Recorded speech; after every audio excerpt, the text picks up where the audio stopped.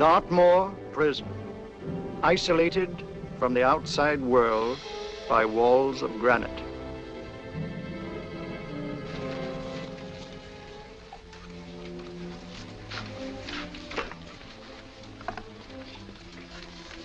They say you could get out of here by merely telling what you know. You may or may not be another Scotland Yard bloke. But I'll give you the same answer I gave the others. I still have 2 years, 8 months, and 6 days left in which to make musical boxes. That'll be sold at auction for the benefit of this delightful sanctuary. And I intend to sell them.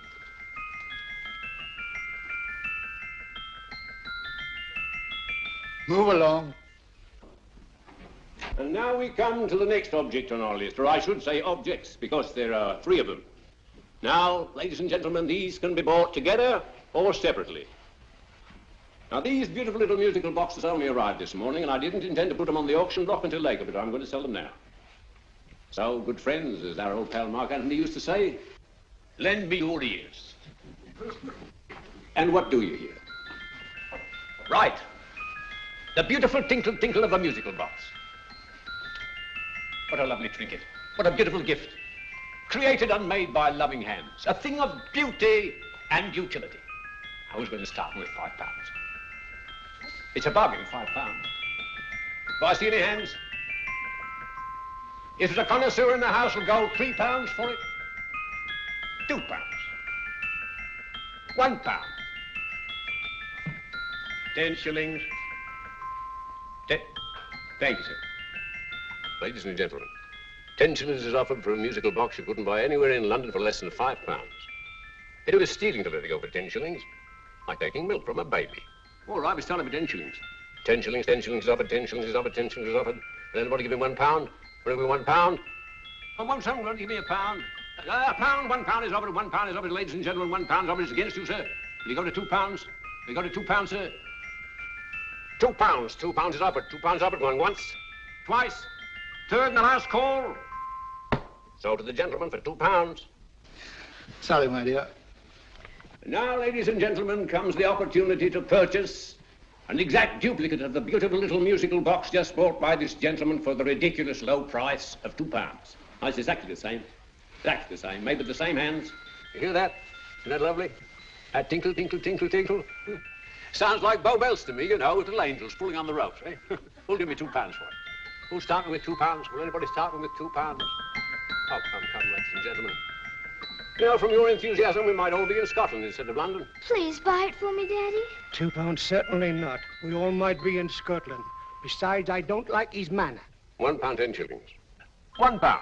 £1 is ours. £1 is offered. £1 is offered. Going £1. In advance. Going once. Going twice. The third and the last call. Sold to the lady for £1. Smart bidding, my dear. Thank you. We come to the third and last of these beautiful little musical boxes. Exactly the same. Tinkle, tinkle. Isn't that lovely? Ladies and gentlemen, I don't bring you here to gull you and swindle you. This is the exact replica of those 2 I just sold before.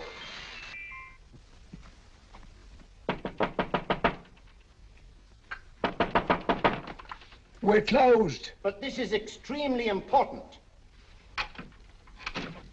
Come in, sir, come in. I'm sorry to disturb you, but I was unfortunately delayed from arriving in time to bid on certain articles which I was rather anxious to obtain. Oh, perhaps they weren't sold, sir. We are carrying several things over. What might the articles be, sir? 3 identical musical boxes, about so large. Oh, I'm sorry, sir, but they were sold. Pity you weren't here to bid on them. They didn't bring anything like the real value. I'm most anxious to obtain them. I wonder if your records would show who the purchasers were. Oh, we don't usually give out that information, sir. For certain, shall we say, sentimental reasons, I'm most anxious to get in touch with the purchasers. I'd be willing to pay, shall we say, £5. Well, for certain sentimental reasons, sir, we'd be very happy to oblige. Alfred, today's sales. The 3 musical boxes. Musical boxes, oh. Ah, here we are. The first purchased for £2 from Mr. Julian Emery, 52 Portman Square. Write this address down, Alfred. Yes, sir. Second didn't leave any name. Oh, how unfortunate. I think she's a dealer. You see, they don't like us to know where the things are going. On account of the profits. You say the second purchaser was a woman. Can you give me a description of her? Oh, she was a young woman, fairly tall, slender, had a light complexion and dark hair, and she was wearing A grey suit, don't you remember? That's right. She probably runs a gift shop. She paid £1. You say she comes here fairly frequently? No, I didn't say so. But she does, sir. Like as not, she'll come in on Thursday. We have sales on Mondays and Thursdays. Oh. And the third box? The third, Mr. William Kilgore, 143B Hampton Way. For 10 shillings. Quite a drop from £2. Mr. Kilgore was a Scotchman. Thank you. You've been most helpful. Oh, thank you, sir. And any time you're passing, drop in. We always have lovely things for sale. How can't you? Thank you. I'll be back Thursday.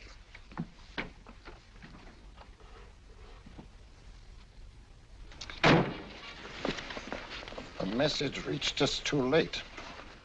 Musical boxes are being sold. Well, let's get out of here.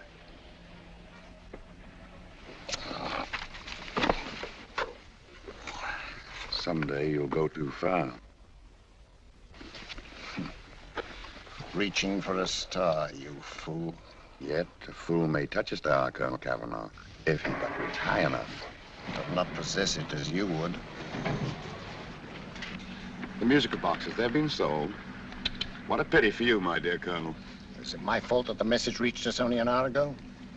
Is it my fault that they were sold? She can't hold me responsible for that. Hope for your sake you're right.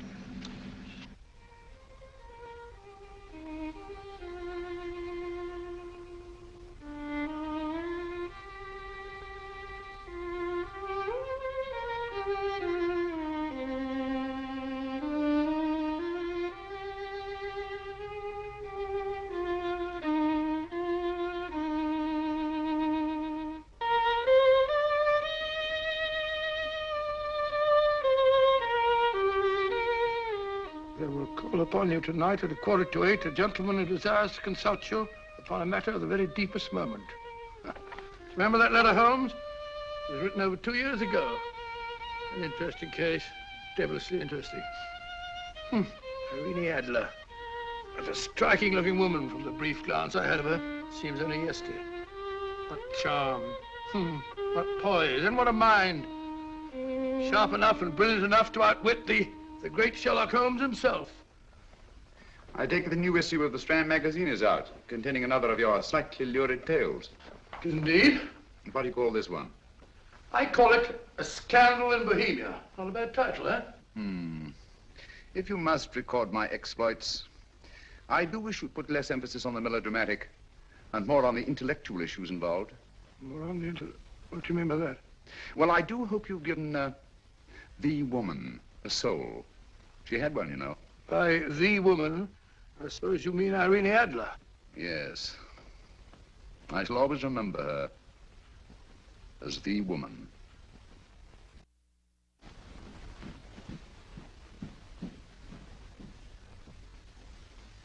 Come in. I think. That's it, old boy. How are you? How are you, old boy? I haven't seen you for years. I want you to meet my old friend Sherlock Holmes. Holmes, this is Stinky. In other words, Julian Emery. How do you do, Mr. Emery? Watson has often spoken of you. Oh, has he? Yes, we were at school together. Yes, more years ago than I care to remember, but you didn't come in here just to remind me of that. No, I just happened to be in the neighborhood and saw your lights burning, so I took the liberty of looking you up. Still writing your mystery stuff? Yes, there's a new one out this week. Good, I never miss them. Oh, good, thanks. I say that bandage makes you look very interesting. Still poking your nose into other people's business as usual? Who hit you? I haven't the foggiest notion. Somebody knocked me on the head in my own living room, and then proceeded to commit the most idiotic burglary you ever heard of. Fellow must have been balmy as a coot. Balmy? Why? Come sit down, old boy. Would you like a cup of tea? Huh? Oh, all right. I'll go and tell Mrs. Hudson. Why do you say the robbery was idiotic, Mr. Emery? Oh, simply from the fact that with about £5,000 worth of musical boxes in my living room, the thief, who I caught in the act, made off with one that isn't even worth £5. I gather you're a collector of musical boxes. Yes, I am indeed. Some of them are very beautiful, but not the one that was stolen. The thief evidently grabbed the first thing that came to his hand when he heard me coming into the room. Still, it's rather odd, isn't it, that having disposed of you, he didn't pick up something more valuable. Mm-hmm. Was there anything unusual about the stolen box? No, nothing at all. No, I picked it up in the south of France, several years ago. You say you have many valuable music boxes. And yet the thief made off with one that isn't worth £5. Sounds like rather an intriguing little problem. Well, I take it that he was just an ordinary petty thief and didn't know the value. That is a possible explanation, and yet I venture to say that the average petty thief has a more extensive knowledge of the value of objets d'art than the average collector. Well, anyway, that's Scotland Yard's theory. They didn't get very excited about it.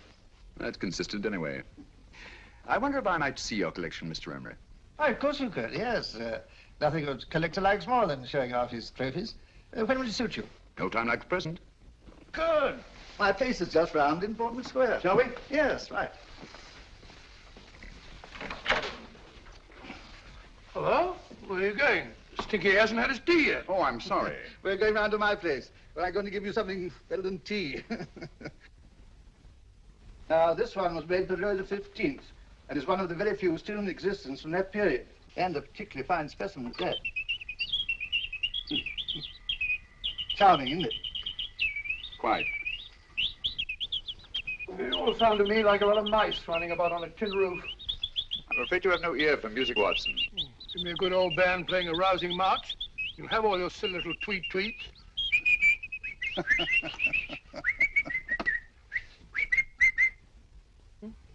Another one. Is this me?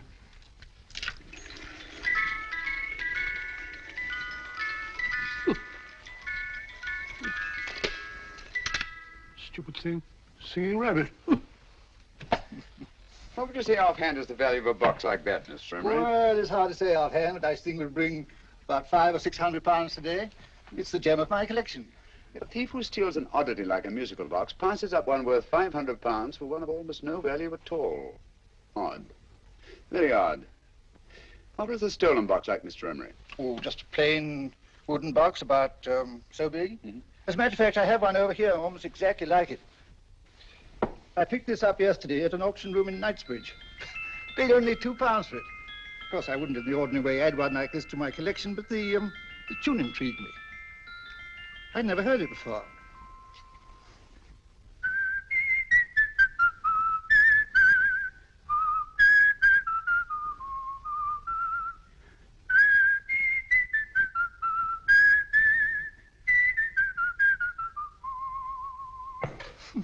You have a remarkable ear for music, Holmes. Rather an unusual melody. Sit down, Holmes. Thanks. You say you bought that box at an auction sale yesterday? Yes, the Gaylord auction rooms in Knightsbridge. Run by old, what's his name? Crabtree. That's the man. At what time was the robbery committed? Oh, about 3 o'clock this morning. You know, Mr. Emery, that box and the robbery might well be cause and effect, especially since you say that the stolen box outwardly resembles this one a great deal. And Scotland Yard were not particularly interested, eh? Oh, yes, but I wouldn't blame them for that. Especially as I told them I was quite unable to describe the thief. Except, of course, for the fact that it was definitely a man. All you remember is that you came in here and someone struck you on the head. Yes, the next thing I knew, my man was trying to revive me. It might be wise for you to put that box away somewhere and lock it up. Oh, I don't think that's necessary. Besides, everything's insured. Well, at least if any further attempts at robbery are made, I'd suggest that you call the police, rather than running into any personal danger. Oh, come, Holmes, aren't you being a bit of an alarmist? Possibly. Well, Mr. Gray with old Stinky. Seems to me you are making rather a mountain out of a moleskin. Molehill is the word, old boy, and it's time you were in bed. Thanks so much for letting us see your place. Now the best. It's been glad meeting you. Holmes, I can't understand why you were so mysterious. Seems to me the petty thief explanation was the only sensible one. Really? Just I can't see how you can believe it was anything else. I didn't say I believed it to be anything else. The petty thief theory is the obvious one, I grant you. However, it's often a mistake to accept something as true merely because it's obvious. The truth is only arrived at by the painstaking process of eliminating the untrue. We are not able to do that in this case without further data. Rubbish, you're pulling my leg. You're trying to turn a tuppenny halfpenny robbery into an international plot. No, I'm not. I just hope that your friend Stinky is a little more cautious in the future, just in case.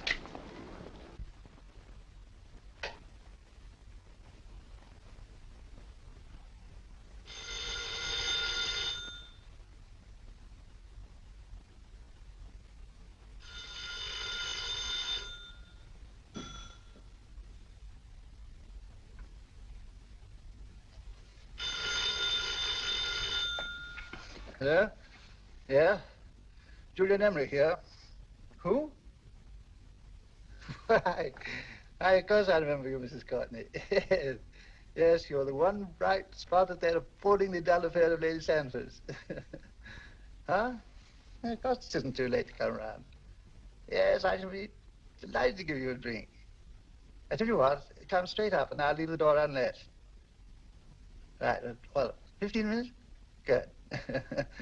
I shall be counting each moment. No, I mean that, really. Right, goodbye.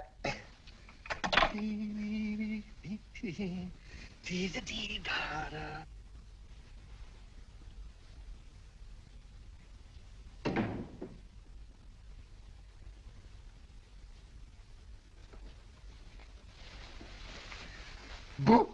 Oh, you startled me. Did I? Yes. Must be the pixie in me. I know I shouldn't have called you so late, but I was at a party just around the corner, and I remembered your invitation to see your collection of musical boxes. My dear Mrs. Courtney, pleasure is all the greater for being so unexpected. My friends call me Hilda. Thanks. Mine called me Stinky. Stinky, how quaint. Oh, what a perfectly wonderful collection of musical boxes. You know, when you told me you had a collection, I had no idea it was so attractive. Yes. They appeal to the ear as well as to the eye. Oh, what a plain little one. Why, it looks just like a country cousin amid all this grandeur. No. You mustn't underestimate the country cousin. Only last night a burglar broke in here, and with all these to choose from, went off with one very much like it. Really? Yes, I don't mind the loss of the box so much, but I do resent this crack on the skull. But it makes you look so interesting. Oh, do you think so? Uh-huh. It's funny, that's what old Fatso said. Fatso? I mean, Dr. Watson. He was here this evening with a friend, Mr. Holmes. He's interested in my collection, too. Sherlock Holmes? Yes. Do you know him? I've heard of him. Yes, he seems to think I'm in some sort of danger. What a haunting tune. It takes me right back to my childhood. Really?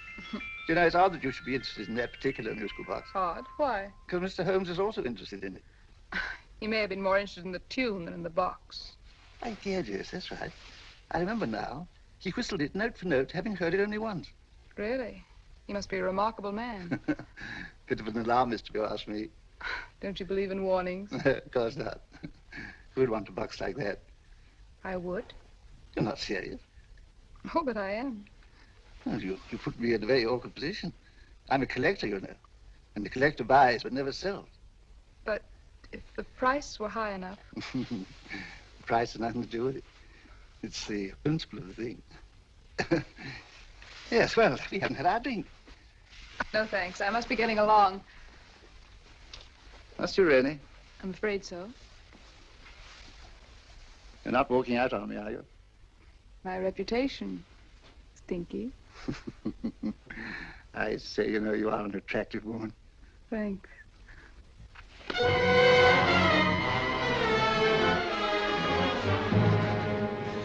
You fool. I told you to wait outside. What did you have to kill him for? All I had to do was walk out with this. He held you in his arms. Don't touch him. Don't touch anything. Now get out. I'm sorry. You're sorry. What about me? This is murder. What about Scotland Yard? What about Sherlock Holmes? Now get out!